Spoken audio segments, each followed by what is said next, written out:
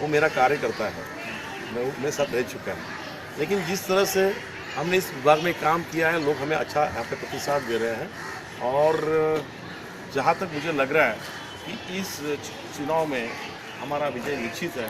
कि लोगों के मुंह पे जो यहाँ पे खास मिलता है, उत्साह होता है, ये सामने से नज़र आ रहा है।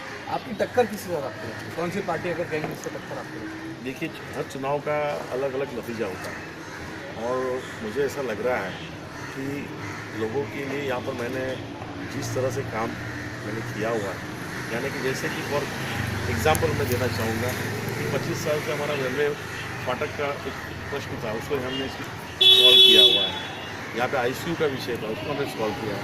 यहाँ का इंफ्रास्ट्रक्चर के बहुत सारे विषय पर हमने काम किया हुआ है। तो मुझे लगता है कि जहाँ तक लोगों का विकास कामों के संदर्भ की बात रहेगी तो वहाँ पर मंगेश सांगले नाम जरूर चलेगा। आपके खिलाफ एक प्रचार ये भी चल रहा है कि आप एमएनएस छोड़कर बीजेपी में आए हैं, मौका परिस्थिति का आरोप भी एमएनएस के लोग आप पर लगा रहे हैं। देखिए, मैं ये समझता हूँ कि राजनीति में कभी कभी बदलाव आ जाते हैं। तो मैंने इस बारे में मेरा जो मनोगत है वो मैंने इस पत्र के माध्यम से मैंने लोगों को बताया हुआ है कि मैंने ये निर्णय क्यों लिया।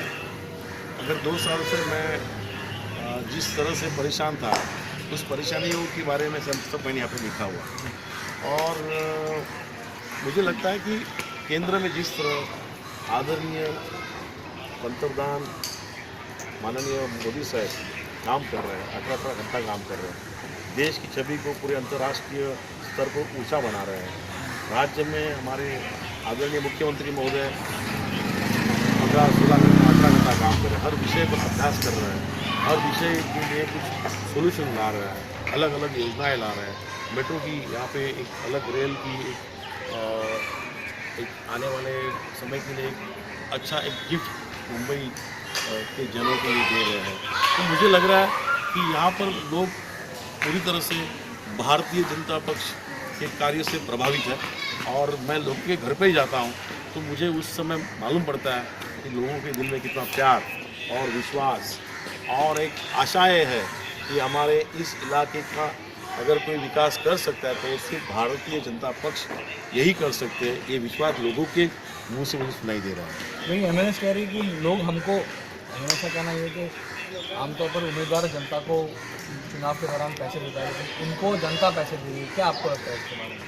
देखो, मुझे लगता है मैं यहाँ पे पैदा हो चुका हूँ, बचपन से और अब तक क्या होता है मालूम है। राजनीति में किसी चीज़ को बना के दिखाना एक अलग बात होती है। अगर आपको आप चाहते हैं तो आप पूछो किसी नागरिक से कि पैसा दिया है कि नहीं। तो ये सब दिखाने की बात है, लोगों से पैसा नहीं मांगा जा रहा है। सिर्फ दिखाने के लिए 4 लोग खड़े करेंगे, बोलेंगे कि हमने एमएनएस को चुनाव के लिए पैसा दिया है। अभी ये तो मेरे साथ में नहीं है, इनको पूछिए कि आप ये लोग पैसा मांगने आ रहे हैं क्या। ये दिखाने की बात है। 23 तारीख को नतीजा आएंगे, क्या उम्मीद रखते हैं इसका?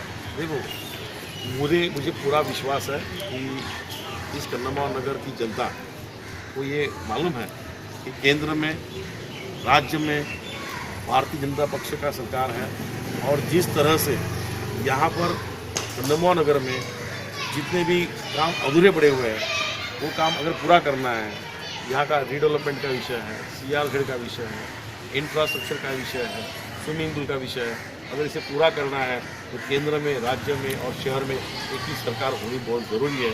और यहाँ के लोगों के बीच में ये बात बिल्कुल उनके दिल में है कि इस बार भारतीय जनता पक्ष को ही वोट करना है। बिल्कुल। तो मंगेश सांगले यहाँ विश्वास जताते हुए 23 तारीख को जो नतीजे आएंगे वो उनके पक्ष में आएंगे और वो दोबारा से इस प्रभाग के, इस वार्ड के पार्षद चुन कर आएंगे। कैमरामैन अरविंद के साथ ठाकुर।